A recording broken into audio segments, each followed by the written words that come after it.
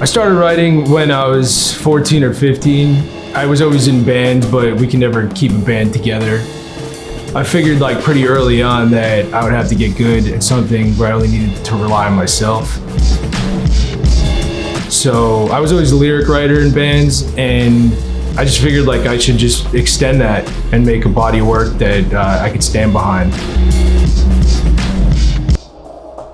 My name is Scott Laudati. I live in Brooklyn, New York. I call myself a writer. I write poetry, short stories, and novels.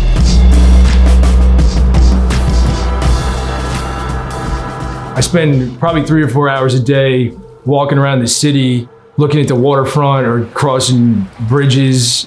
By the time I get home, I've seen enough nutty things and had enough existential crises to sit down for like 6 or 7 hours and just get something out and then work on it and work on it.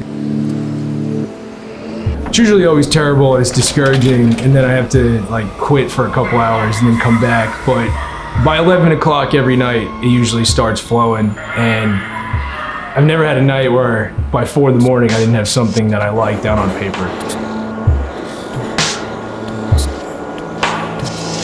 Juggling all the different kinds of writing is pretty easy, because if I'm tired, which is almost always, then I write poems, but if I get a good night's sleep finally, then I can sit down for 20 hours and just work on a novel and blast out, 80 pages that I'll then edit, for 6 months.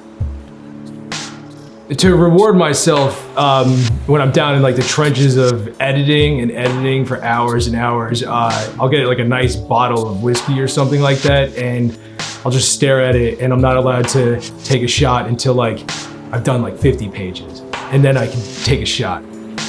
After the first one, it's like, all right, I only do like 10 more, and then I can take a shot, and then like maybe 5 more, and then I can take a shot, and then I'm just drunk.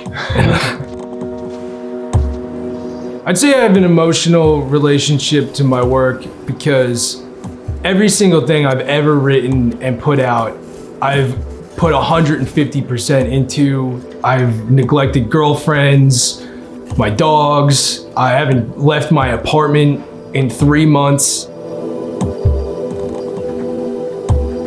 Writing's tough because the rewards are few and far between. You write and write and write forever and get rejected, and nobody really reads anyway, so it's not like your friends care. And then you get something published, and they spell your name wrong, or they put a wrong word in your poem that was never in there in the first place.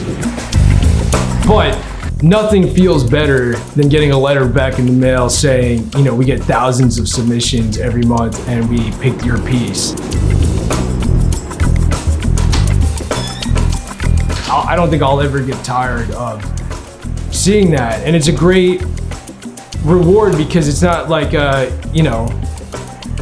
anything else where it's an instantaneous gratification. It's months and months of sitting alone with yourself and wondering if what you're doing has any meaning, and then every now and then it's validated, and it makes the whole thing worthwhile.